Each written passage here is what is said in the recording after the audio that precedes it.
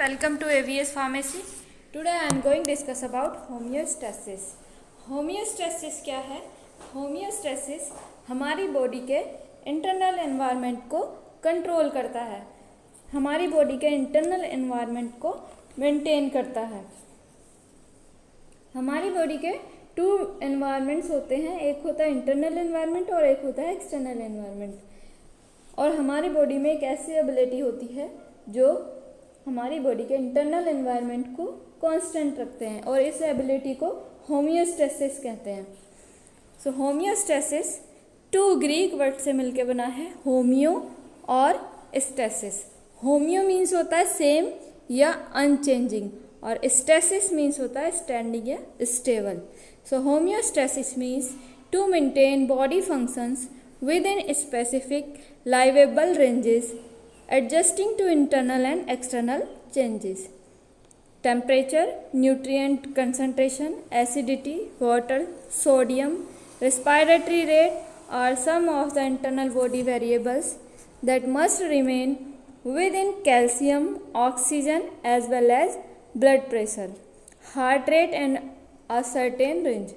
When the body falls to maintain internal body variables within a certain range, normal function is interrupted and disease or illness may result. तो homeostasis किसी भी condition, कैसी भी condition हो, ये हमारी body के इंटरनल एनवायरनमेंट को मेंटेन रखता है। नेक्स्ट है the component of homeostasis. Component of homeostasis the sensor, the control centre और द इफेक्टर। तो सेंसर क्या है? सेंसर का काम होता है जो भी एक्सटर्नल एनवायरनमेंट में चेंजेस होता है ये उसको डिटेक्ट करता है। तो the sensor which detect the stress. Next है the control centre. Control centre क्या है? कंट्रोल सेंटर है हमारा ब्रेन। तो ये सेंसर के द्वारा जो भी इंफॉर्मेशन आती है उसको ये रिसीव करता है। तो control centre which receives information from the sensor and send a message to adjust stress. Next है इफेक्टर। इफेक्टर क्या होता है? इफेक्टर होते हैं जो ग्लैंड्स होते हैं उनको इफेक्टर कहते हैं और जो एक्चुअल में एक्शन लेते हैं उनको इफेक्टर कहते हैं। तो effector is the cell, tissue और organ that respond to signals from the control centre, thus providing a response to the stimulus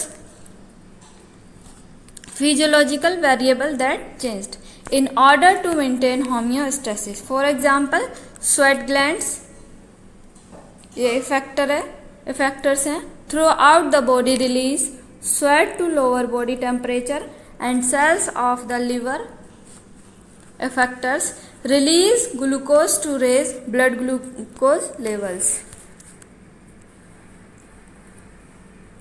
Next है types of feedback mechanisms. So to maintain homeostasis your body adopted two feedback mechanisms. एक है इसमें positive feedback mechanism और एक है इसमें negative feedback mechanism. तो first of all हम डिस्कस करेंगे positive feedback mechanism. Positive feedback mechanism क्या होता है? पॉजिटिव फीडबैक मैकेनिज्म में जो भी स्टिमुलस है वहाँ पर उसको बढ़ाया जाता है या जो भी चेंजेस आते हैं उसको इंक्रीज किया जाता है। तो positive feedback mechanism increase in functions in response to a stimulus. और इसका जो गुड एग्जांपल है वो है चाइल्ड बर्थ। तो child birth is one example of a positive feedback loop that is normal but is activated only when needed. The first contraction of labor means stimulus push the baby toward the cervix, the lower part of the uterus. Cervix means the lower part of the uterus. The cervix contain stress sensitive cells. Sensitive cells means sensors. The monitor the degree of stretching. These nerve cells send message to the brain. Brain क्या है? Control centre, which in turn causes to pituitary gland at the base of the brain to release the hormone oxytocin into the blood stream. Oxytocin causes stronger contraction of the smooth muscles. Smooth muscles क्या हैं? Effectors हैं. In the uterus, pushing the baby further down the birth canal. This causes even greater stretching of cervix.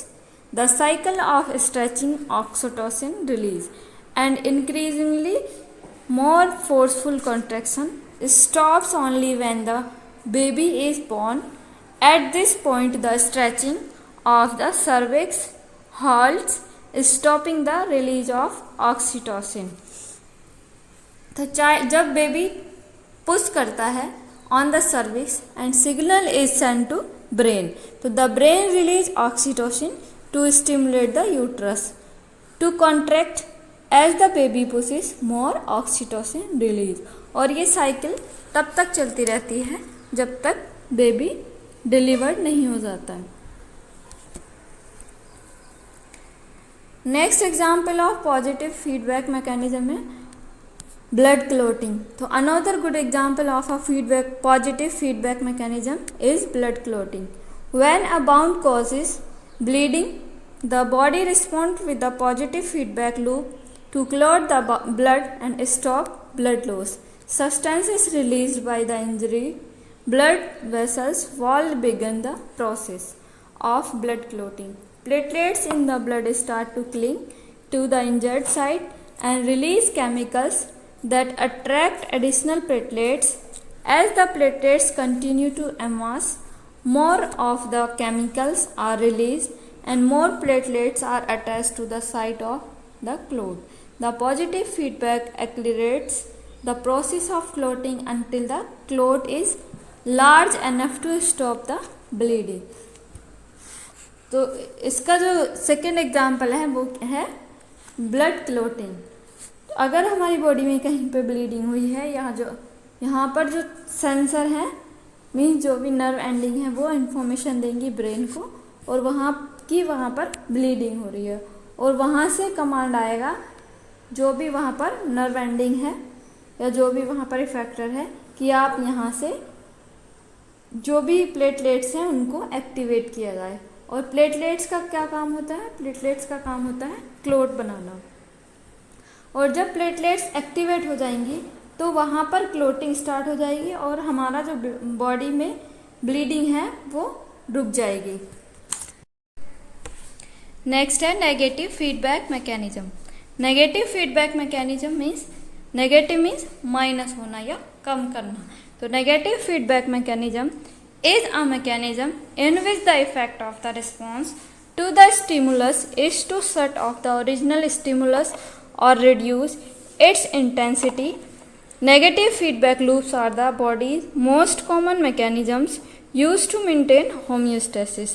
The maintenance of homeostasis by negative feedback goes on throughout the body at all times, and an understanding of negative feedback is thus fundamental to an understanding of human physiology. तो flow chart of negative feedback mechanism. Negative feedback mechanism for example thermoregulation. Thermoregulation क्या है? Thermoregulation है हमारी body का temperature.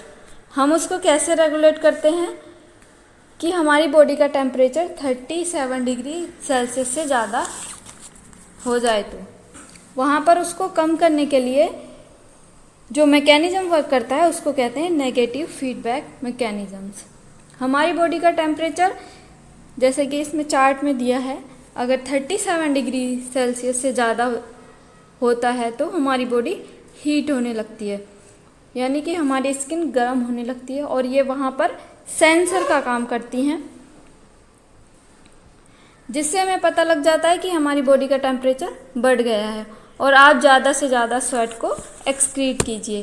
जितना ज़्यादा sweat निकलेगा उतना ही हमारी बॉडी का टेम्परेचर कम होगा, और एक ऐसी कंडीशन आती है जहाँ पर हमारी बॉडी का टेम्परेचर नॉर्मल हो जाता है. सो इसी तरह से काम करता है नेगेटिव फीडबैक मैकेनिज्म.